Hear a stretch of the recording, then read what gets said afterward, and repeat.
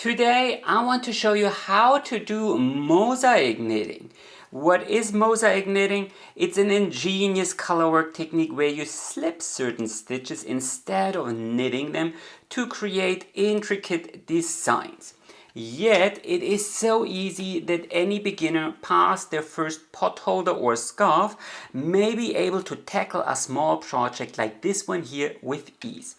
You never have to hold two colors at the same time, and at first no purling is required either.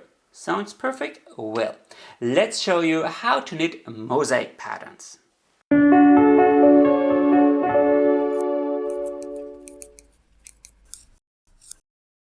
We'll start with a basic mosaic pattern in garter stitch, and then we will take a look at the fine details, variations, alternatives, how to read the super simple mosaic knitting chart, and of course more advanced mosaic patterns. But for now, let's knit a simple swatch together in a super simple stitch pattern to teach you the basics.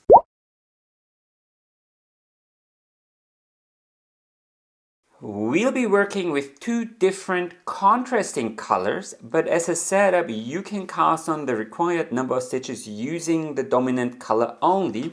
So the color that's going to frame your motif on either side. I am using short circular needles here. These are produced by Adi, but you can also use straight or double pointed knitting needles, whatever you prefer. I'm going to cast on 16 stitches here using a standard long tail cast on plus 2 selvage stitches on either side. But if you prefer a different cast on method, that's just fine as well. Use whatever you prefer, but long tail cast on is always a good bet. And once you cast on all those 20 stitches, you can turn your work around and start knitting across the wrong side. Just knit stitches here. I say wrong side because the long tail cast on creates the first row in the same breath. So we'll treat this here as the wrong side. And this here is already the first important rule of mosaic knitting. On the wrong side, you always use the same color and then just knit across back to the beginning. I am going to purl the very last stitch here, but other than that, this was just the setup row. Just purl the last stitch. And then we can turn the work around and start with our first real mosaic row, and the repeat will be slip one purlwise with yarn and back, knit one, and then slip one purlwise with yarn and back, knit 3 across the whole row, and then 2 selvage stitches, and it will be in color B. So this means we need to join in a new color here, and as a beginner you can just tie a little overhand knot here around your working yarn, slide it all to the base of the last stitch and pick up the new color and start knitting. Easy as that. And we'll start with our first 2 selvage stitches. So slip one purlwise with yarn held in back and knit 1. And now we can start with proper mosaic knitting. And the second rule of mosaic knitting is, in mosaic knitting, across the pattern, you always only slip purlwise with yarn held on the wrong side. So we are here on the right side. So this means I'm going to slip the next stitch purlwise with yarn held in back. This is important. Yarn needs to be in the back, and then we are going to knit the next stitch. And here you need to make sure that these stitches are spread out on the right needle. Maybe even yank it a little bit in this direction. This is to avoid puckering later on. You want these stitches to be spaced out neatly. And then I knit 2 more stitches. Next, we can start with our next little mosaic. So I slip one stitch purlwise with yarn held in back, knit one, yank, and knit 2 more stitches. Next, slip one purlwise, and these little slip stitches will be the mortar, so to speak, that keeps our little pattern together. Then knit one, yank, and knit 2 more stitches. One last time, slip one purlwise, knit one, yank, and knit 2. And then here 2 more selvage stitches. Turn around. Here on the wrong side, slip the first stitch purlwise with yarn held in front. Remember our second rule? Always slip purlwise and slip with yarn held on the wrong side. We are here on the wrong side, so this means I need to hold my yarn here in front. And then knit 1 stitch. You may consider placing a little stitch marker here so you don't accidentally mix up the pattern with the 2 selvage stitches. Some patterns use different selvage stitches. I have a full video on knitting neater edges. This is just the version that I feel looks both neat and comparably easy. So, and the rule for the wrong side is always knit the stitches in the same color and slip the stitches in the color you are currently not working with. So these are all just in this light orange color. So I knit them. And here, this is this teal bluish color. I need to slip them.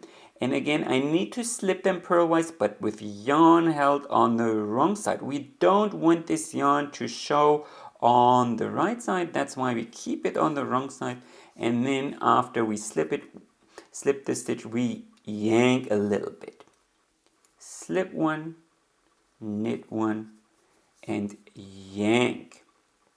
So super easy. It's actually exactly the same pattern with the only difference of slipping with yarn held in front.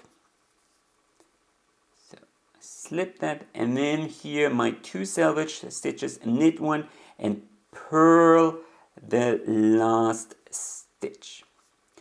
And if you zoom in, you might already see here we end up with little floats. And later on here is another one and another one, just short little floats. But later on we'll be slipping more than just 1 stitch. And this little yank we do after every stitch in the new color. We'll keep these floats long enough so your fabric keeps nice and subtle and not, very tight and constricted and maybe puckering. And then turn around. Now we're always turning around clockwise, so you may consider turning around counterclockwise so you don't twist your yarn too much. You are knitting with 2 colors, and if you always alternate between turning your work around clockwise and counterclockwise, you don't twist the yarn too much. Otherwise you will pretty soon end up with one big tangle here at the base. Now, according to our little pattern, we'll have to switch colors and knit the following repeat. I'll insert it here on the left side. So now it's time for our 4th little mosaic knitting rule. Whenever you switch colors, you cross them. So I pick up the color here and I make sure that I trap this yarn here in between. So I also could pick it up like this. See, I could pick it up like this, and then this yarn here would be on the outside. But I'm going to pick it up in a way that I trap it here. And then we can follow the pattern. So slip 1 purlwise with yarn held in back, knit 1 selvage stitch. And then we are going to knit 2 and slip this middle stitch here. Knit 1, yank, knit 2, knit 1, slip 1, yank. So the repeat for this pattern is super easy. I'm just making sure that you get the basics here.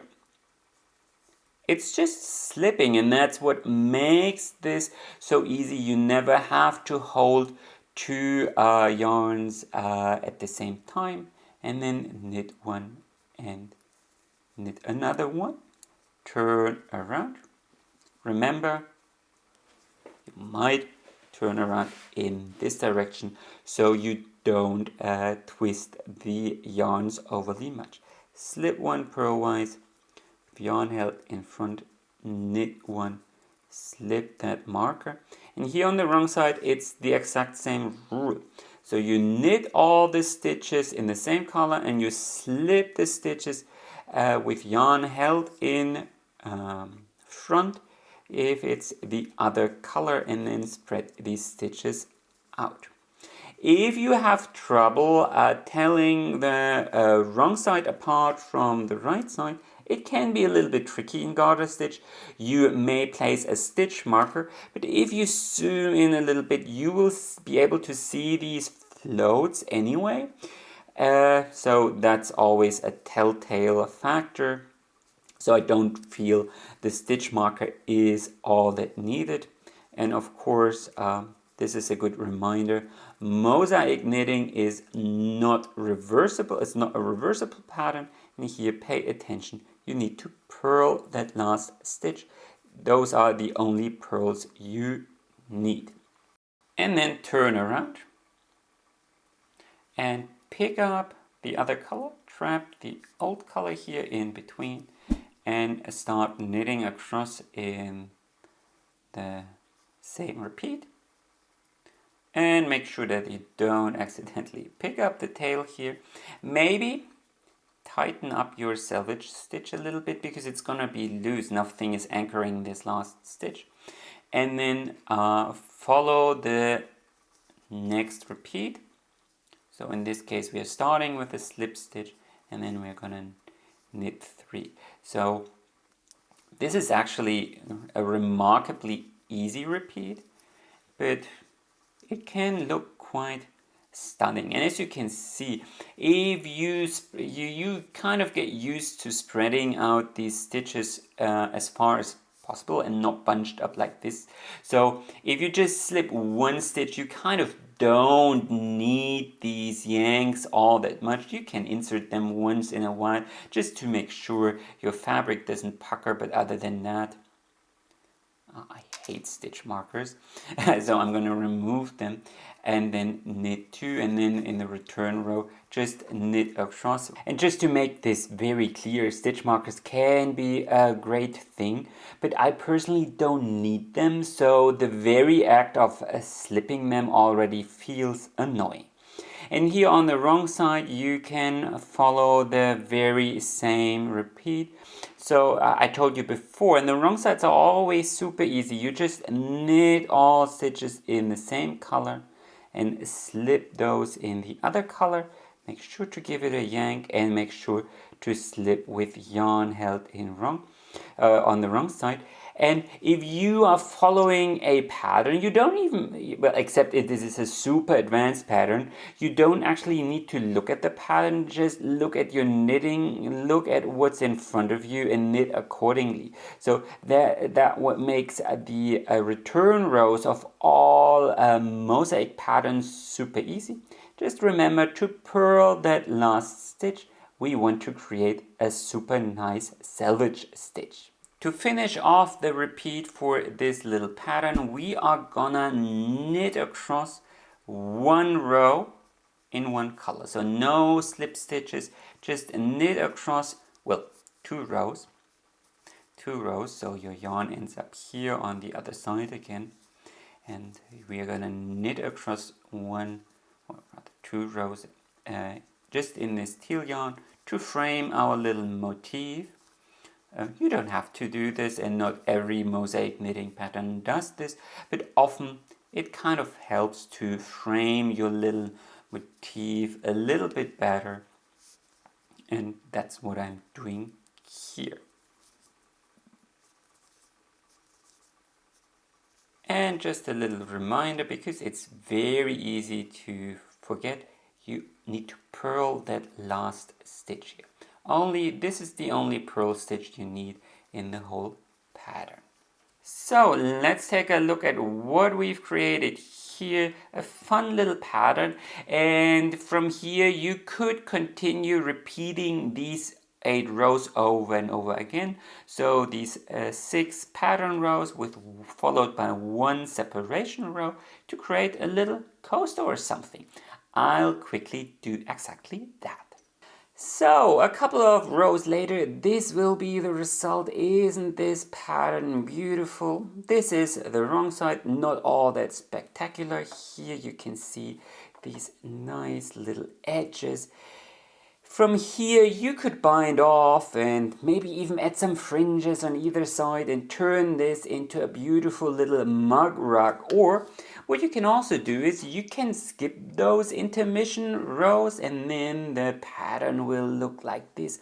Also very beautiful for a shawl or maybe a pillow cover or something like that. And of course, it is time to celebrate, because now you already know the most important rules of mosaic knitting. Number 1, whenever you slip a stitch, you always slip purlwise with the yarn held on the wrong side. Number 2, whenever you switch colors, you twist them. Number 3, knit the return row in the very same color. And number 4, in the return row, knit all stitches in the same color and slip the rest. But there is a little bit more we need to talk about, and this concerns mosaic charts. Barbara Walker popularized this slip stitch technique in the 1960s, and if you buy her book, or rather books, you will find a host of different beautiful mosaic patterns in it. There's a full chapter full of it, and it's all written instructions. But these days, most designers will publish a chart, because with a chart, you would have instantly seen that the pattern I've been knitting here isn't symmetrical. Look at this edge, isn't symmetrical. So it would have looked a little bit more charming if I added half a repeat here on this side as well, so it's perfectly symmetrical. Now I know charts like this one here always sound so complicated, like maths and formulas and that kind of stuff, but really it has nothing to do with that. Let's take a look. So before we had a very basic pattern, and it was slip 1, knit 3. Now I could also write this pattern like this: slip 1, knit 1, knit 1, knit 1. Would be a little bit longer. Now I could paint boxes around these instructions. And because it's a little bit easier to see, well, I could paint these boxes here. I could paint them using the respective color like that. And this, ladies and gentlemen, is a mosaic chart, nothing more. I want you to get away from blocking your mind with the word chart. A knitting chart is no chart, never has been a chart. It is just condensed writing with maybe slightly different abbreviations, with the benefit of being arranged in a way that you can see the outcome at a glance. Now, admittedly, most mosaic charts look a little bit more complicated than that. They might look like this. Might be a bit overwhelming at first glance, so I want you to use a piece of cardboard, add 2 vertical cuts to it, and then we can use this as our do-it-yourself viewfinder or visor and just insert our pattern here. Works for all other kinds of patterns as well, but here it's especially nice. And now we can focus on those first 2 lines and forget about all whatever is up there. So here you have a 1 on the far right, and this means all these boxes, just like in my example before, all these boxes represent stitches. And now you don't find any knit ones here, because before this was our garter stitch, so we knitted across all rows, so the chart kind of omits this information. What matters is which stitch needs to be which color, and that's what the chart displays. Some books or patterns might use specific colors, but since I have no clue which colors you might pick, black and white probably offers the best contrast, and it's a little bit more printer friendly as well. So again, each box here represents one stitch, and here below you have numbers to indicate which stitch it is. So for example, this box here is the instruction for stitch number 7 on your needle. Now, assuming you are a right-handed knitter, you always knit from right to left. So you start with this stitch and move your way all the way to the left. And that's why you also read a knitting chart from right to left. This is the first stitch, this is the second stitch, and so on. Let's move up 2 rows here to row number 5. So these here are the instructions for row number 5.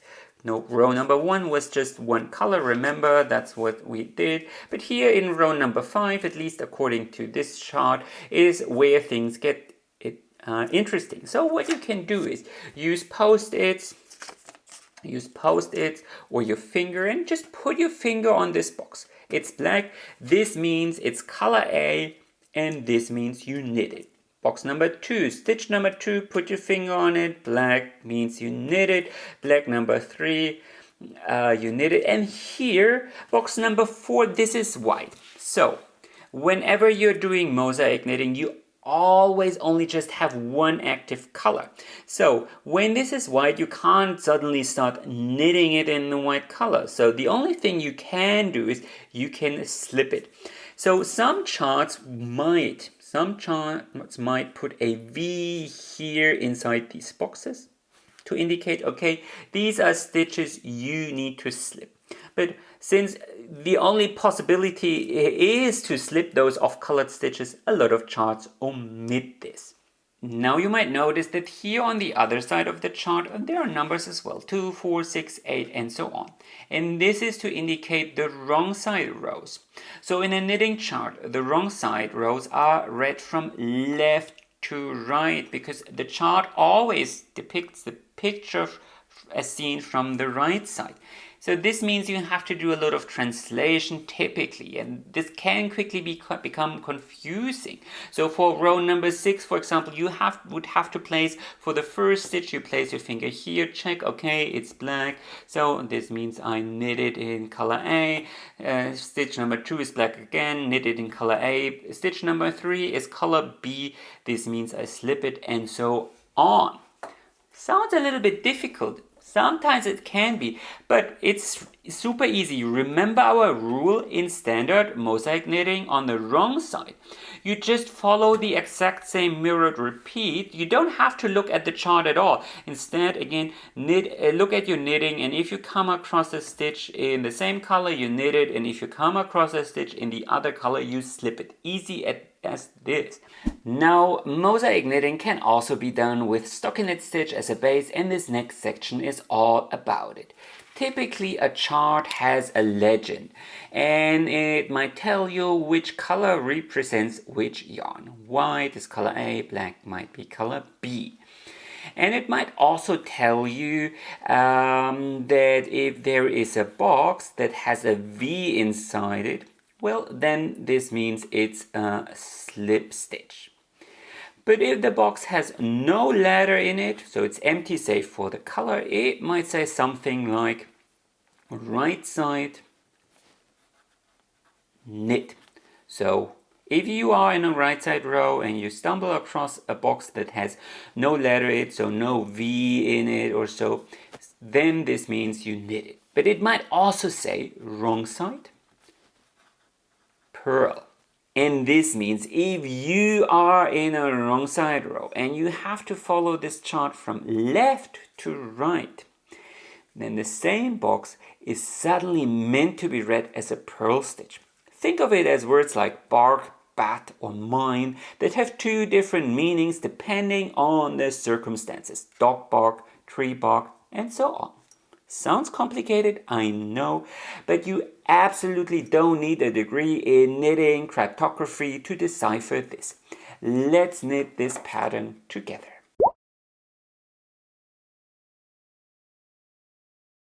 So, as you can see, I'm already a couple of rows in and I've knitted 2 full pattern repeats already. So let's start this chart all over again. We'll start with row number 5. Now, charts typically never depict selvage stitches, so we're gonna start by slipping one purlwise with yarn held in back and knit one. So that's our selvage stitch. And then row 5 of our chart has 3 black boxes, and this means we are gonna knit these 3 stitches here with our orange yarn, color B, 3 stitches. And then there are 2 white boxes. And this means, well, this is the off color. We slip them, and then we have 3 black boxes again, 1.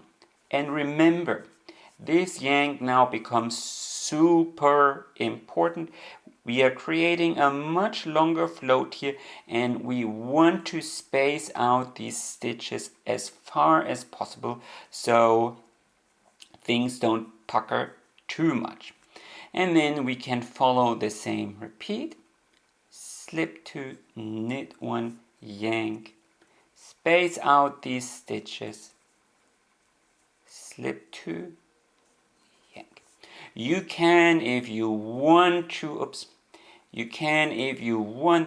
and if your needles are sharp enough, you can slip 2 at a time. That's possible as well, doesn't matter. What matters is that you space out these stitches far enough. And here on the other side, 2 selvage stitches. Turn your work around. And here on the wrong side, slip the yarn here with yarn held in front. And now comes the important part. The chart tells us to purl on the wrong side. So we purl this selvage stitch. And now we could be looking at the chart, like I said, okay, we are in round 5, and then we could look at the chart, hey, what does it tell us? And move our fingers from right to left and then translate every knit stitch into a purl stitch. But really, again, you can do the exact same thing you did before. Every single stitch in the same color, you purl, and every other stitch you slip. Again, here, space these stitches out. You can see you are creating much longer floats here, and these need to be long enough. So if your chart has this information wrong side purl, all it really says, this mosaic pattern is based on stockinette stitch, and on the wrong side you purl all stitches, and that's it. So talking too much. And really, this is all you have to know. And so really, reading stockinette stitch charts is not any more difficult. So we'll turn this around.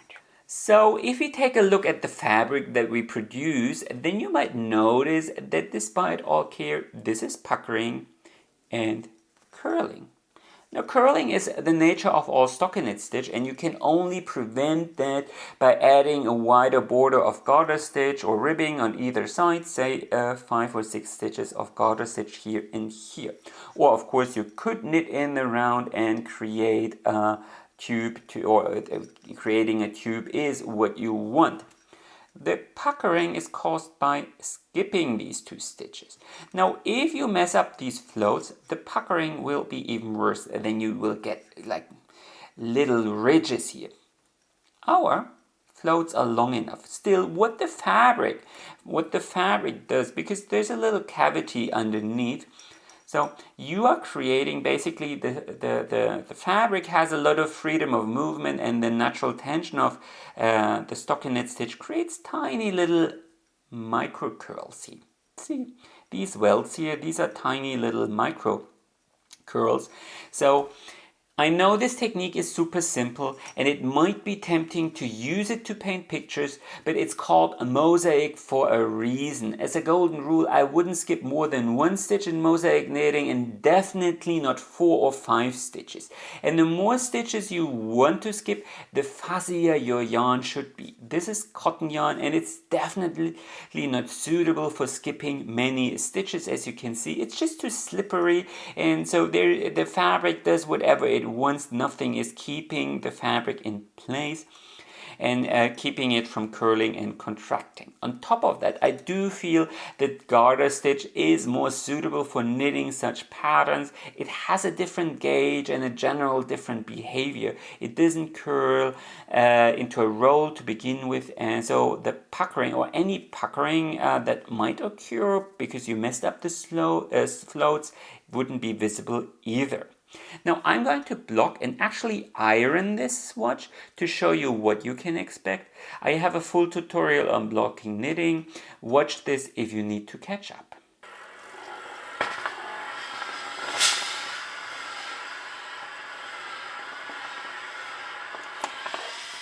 So as you can see, my blocking was successful. I blocked it very aggressively, so I blocked it first and then I ironed across it. So it's quite pretty, it doesn't pucker anymore, lays flat and so on.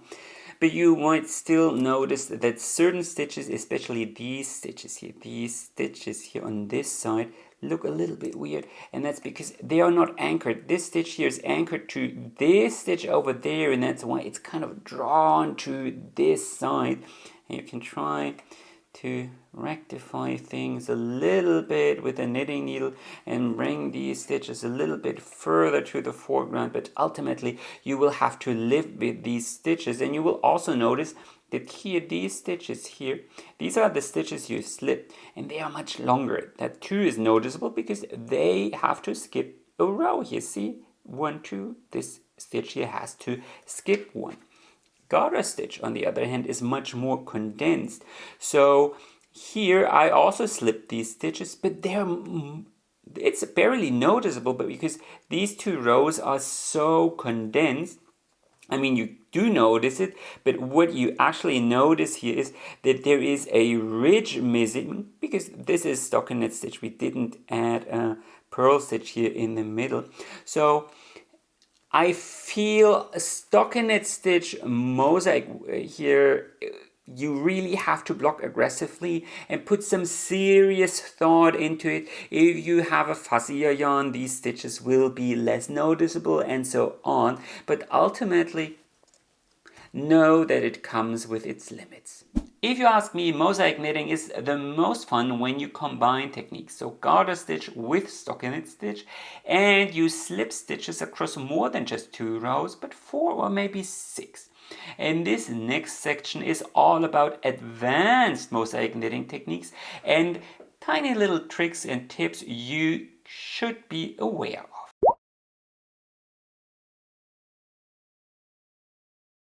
So for this simple brick stitch pattern, I want you to cast on multiples of 6 plus 4 selvage stitches altogether plus 1. So I'm casting on 23 stitches with a long tail cast on, and then I want you to purl the 2 selvage stitches, and then it's purl 1, yarn over.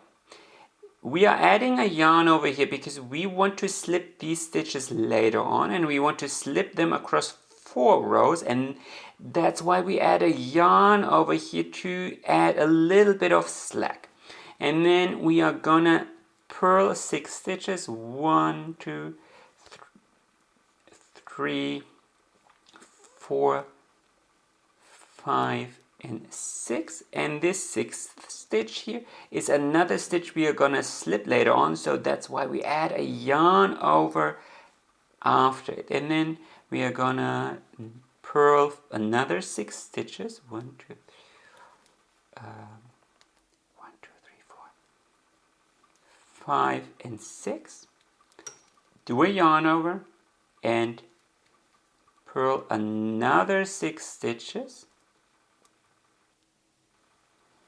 and then here add one last yarn over and purl these 2 selvage stitches. This is our first pattern row.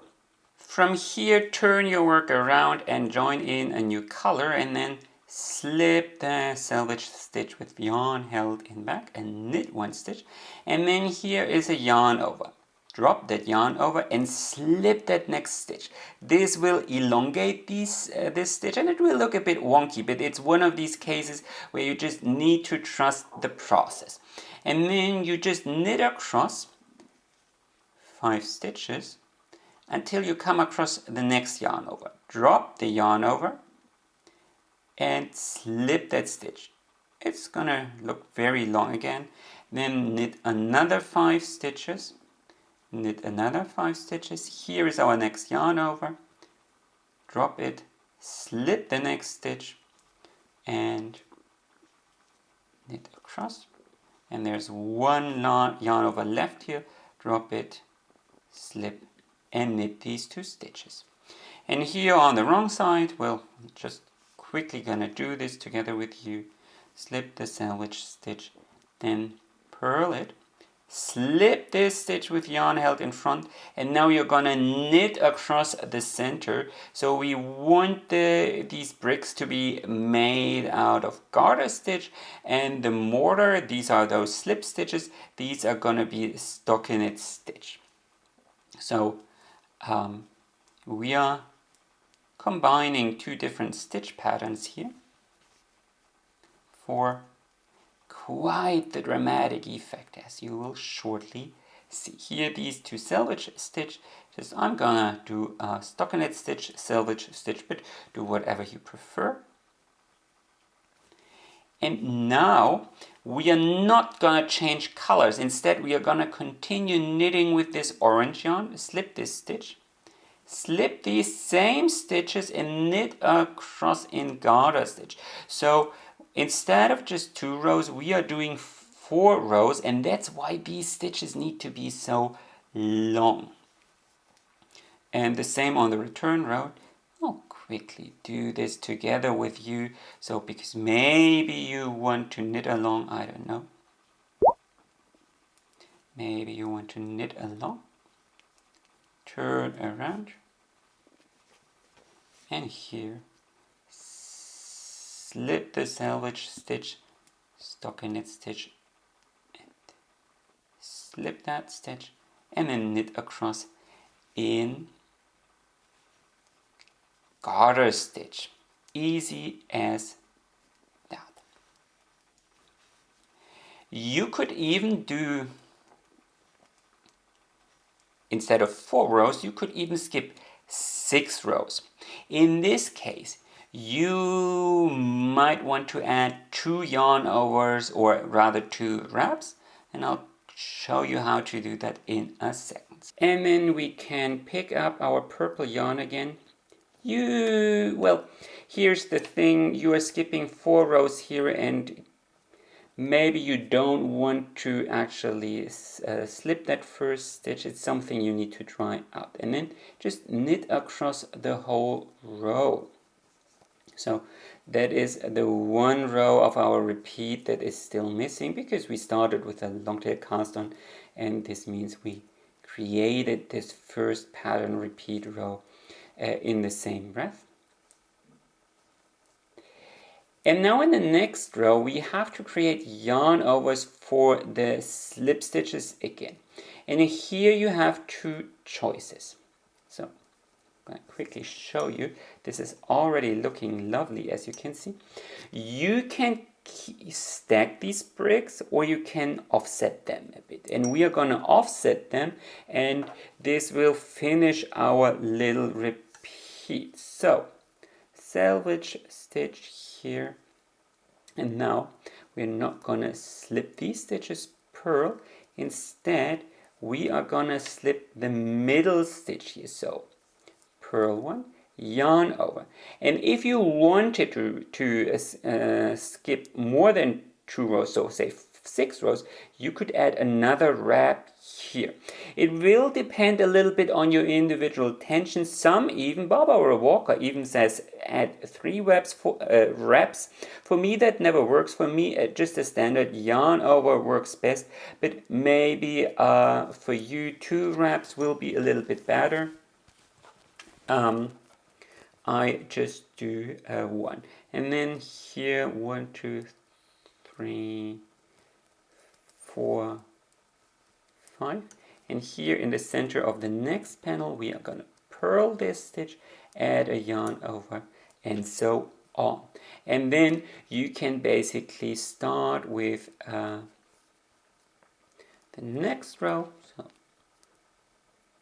purl this yarn over the way you did the first row.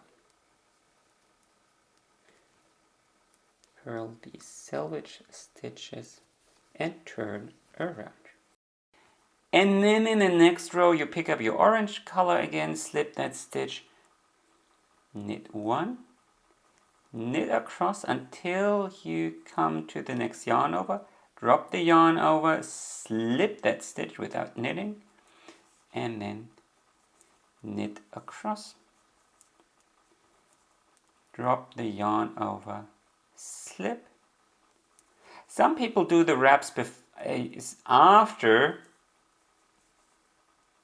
the stitch you need to slip, but I feel doing it before is a little bit better. Well, you know, here seen from the right side. And that's it. That is how you create these beautiful brick stitch patterns, and I'm gonna knit a couple of more rows to show you the result. So what I said before, some people also do the wrap here before the slip stitch. Now, and not as I showed you, purl it and then add it afterwards. I do feel I'm gonna do both in this row here for your consideration, so you can see the difference. 1, 2, 3, 4, 5, 6, yarn over, 1, 2, 3, 4, 5. Now I'm gonna do the yarn over before the slip stitch, and then I'm gonna do the last yarn over here after the stitch, and we'll quickly check what you prefer. So let's take a look. Here the yarn over is before the slip stitch. So I'm dropping the yarn over, and then as I slip that, I'm gonna take away that slack in between the stitches, and then I can knit across. If I have the slack after the yarn over, then I slip this stitch, drop it, and I feel it's a little bit harder to remove that slack, and I do feel it kind of it tends to transfer to this stitch where we don't want that. So we don't want this stitch to be elongated, we want this stitch here to be longer. So, and if it's before this stitch here, as in this, I do feel you can pull it out with this stitch. So this will be the result. Isn't this lovely? One note here. You don't have to add these wraps here. Some patterns actually don't, especially bobble stitches and so. So if you don't add the wraps, these stitches will be much shorter. And it will kind of gather or cinch the fabric, and this will make this fabric here pop out. So the fabric won't be totally flat anymore, but you will get like bubbles in between, honeycomb patterns. So many patterns don't do this for striking effect. So read your pattern diligently and check if you need to add these wraps or don't. And same applies to the selvage. I did stockinette stitch. Some people prefer garter stitch, selvage stitches, none at all, or they mix it and they do garter stitch for these rows and so on. So read your pattern, toy around maybe with a swatch and check what you prefer. Now you can take this process even further and combine garter stitch with stockinette stitch and Fair Isle knitting to introduce a third color. So let me show you how this would work. So in this case, the first row is just knitting one row. Let me tighten this up. One row in garter stitch or one row of knit stitches in your dominant color or the color you want to frame the motif. So it is a brick stitch pattern, but with a third color. And the beauty of this pattern or this idea is that you kind of hide the little inconsistencies of stockinette stitch mosaic. So here on the wrong side, here after all of these stitches, you add a yarn over again. So it's always knit 3 in this case, or knit 4, add a yarn over, knit 4, and then caught the yarn here, my pinky finger, sorry, knit 4, add a yarn over, 1, 2, 3, 4, yarn over, 1, 2, 3, 4, add a yarn over, and then purl these selvage stitches. Turn around, and then you switch colors and knit across in the lighter tone of the two colors. And here these yarn overs you drop and slip again. So far it's very similar to the pattern we just knitted where we first combined garter stitch with stockinette stitch. So this should be comparably easy, and now you probably already can slip stitches in your sleeve, and then of course knit across the return row in the same pattern, but now you knit stockinette stitch. So the return row, you knit stockinette stitch, and in a way that's actually easier because with stockinette stitch the yarn is already in front, so you don't need to do any moving forward and back with the yarn. So I feel that actually prefer that, if I had a preference, that is. So that finishes the 4th row of our repeat. Now in the 5th row we are gonna introduce the 3rd color and knit a bit of stranded knitting or Fair Isle, and I'm using a knitting thimble to do so. But if you prefer holding the strands in, like in each hand, then do that, whatever you prefer.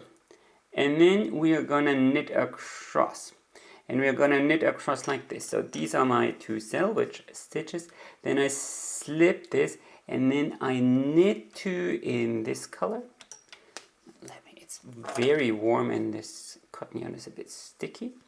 Knit 1, slip 1. So this is combining Fair Isle, and here you can also yank.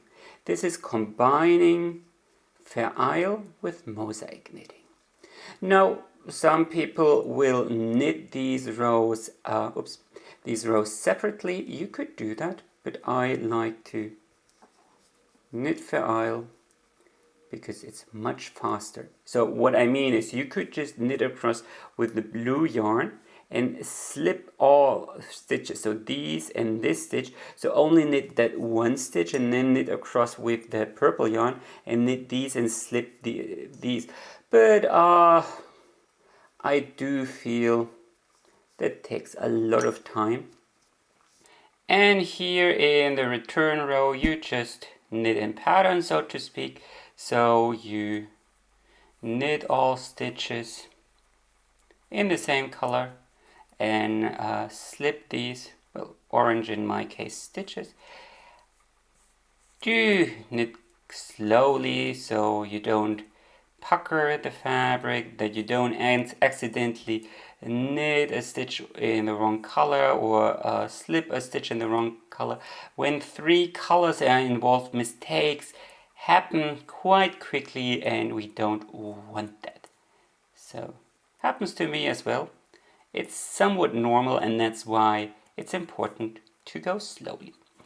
And then after that row, I don't need my knitting thimble anymore. I pick up the orange color and then knit across one row to finish the repeat. So it's a 6 row repeat, and then we'll take a look at what we've created. So this is the result. Isn't this striking? Very three-dimensional. Well, like, I don't know, a Belgian waffle or something like that. And if you pick tones that are even closer together, you can deepen that illusion. I didn't want to do that because you obviously should see the difference when I knit or show you. This is the backside, so of course you should be aware that you create a very thick fabric. So this is not a pattern for, I don't know, a light summer tunic.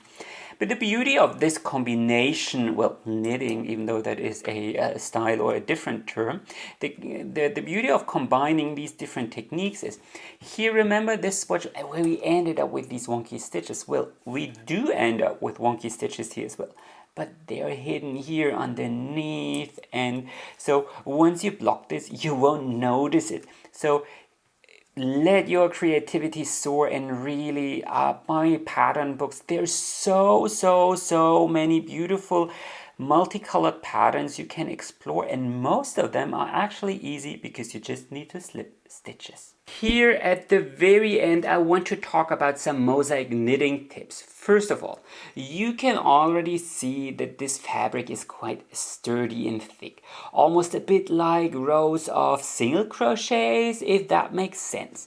So using a needle size that is 1 size bigger is recommended. I mean, don't go too big, or all these slip stitches here, they will start looking sloppy. But 1 size bigger than you normally would typically creates a fabric that is a little more, well, drapey. When it comes to color choices, go bold, especially fine details, you know, like one little gap stitch. It will totally vanish or be barely noticeable if you use 2 tones that are way too close together. I have a full video on how to choose yarn and colors for knitting. If you need help, I'll link it to you up in here. When you're knitting stockinette stitch mosaic, then do consider these stitches that will appear if you skip these 2 stitches or 3 or 4 in this direction. Then this stitch here, or this stitch, or this, very regular, will recede into the fabric. And this means if this color block is too small, you will barely notice it. So plan your project or your mosaic pattern in a way that you don't have color blocks that are just 1 or 2 stitches wide. This will often look a bit weird in a stockinette stitch mosaic. The next tip concerns selvage stitches. Now, I do believe it's a good idea to add 2 selvage stitches on either side when you're knitting flat, because then the pattern or the motif that doesn't get lost in the edges. However, there are many different selvage stitches, and depending on the motif and the stitch pattern, some will look better than others. So in preparation for this video, I was looking for a nice selvage stitch that is easy to knit, and I actually didn't find one. So what I did is I that's a little, well, swatch I've knitted. So here in the middle, this is just nonsense, but I tried out different selvage stitches here, as you can see, until I found a version that I feel looks very well for garter stitch. This is this version, the one that I've showed you, and here on this side as well. So on the other side I did the exact same. I tried out different selvage stitches until I found the one that I feel looks best. However, when you're knitting stockinette stitch, it may be a whole different story, and depending on the stitch pattern, so for example here for this one, well, it's okay, but maybe not perfect. So I really can't give you a solution that works for all stitches. So like slip all stitches pairwise with yarn and back, or first stitches or something like that. This doesn't work, but I can give you the tip that knitting such a small little nonsense swatch to check, try out different selvage stitches, and then decide on the one you like best. And on that note, that's something I can't show you in this video anymore because it's already long enough, but do know that advanced forms of mosaic knitting will often add a border using short rows or even intarsia to create a border in one color, and not this marbled kind of braided nonsense, but something uniform. But that's something you cannot achieve by just slipping stitches or twisting stitches either way. You will have to use a separate technique like intarsia or short rows to achieve that, and it's certainly something you may have to research. Other than that, I just want you to have fun with this. You can basically chart your own mosaics. Use Excel, special knitting programs like Stitch Fiddle or something like that, or even Paint or something like that. Stick to the golden rule, only ever slip one stitch and you will be perfectly fine. And I mean, it might sound a little bit limiting, but it actually isn't. If you check out books like A Treasury of Knitting Patterns by Barbara G. Walker, I'll link it to you in the description below. But there are so many modern mosaic pattern books out there as well. You can create dramatic effects, and it would be a pity if you would abuse mosaic knitting to paint pictures like in intarsia or knit fake fair isle by slipping 5 stitches in a row. I mean, sure, I won't prevent you from doing it, and I certainly won't call the knitting police. Do whatever you want and brings you joy. We already have enough people using every opportunity to reprimand people that dare to create floats across the backside for more than 5 stitches and still call it fair isle. I'm just speaking from experience that this might not be the way to achieve the neatest results, while this can be stunning. Anyway, I hope this video served as a nice introduction to the beautiful world of mosaic knitting. Comment below if you have any questions, suggestions, and of course don't forget to subscribe if you don't want to miss any new patterns. Happy knitting and enjoy the rest of your day!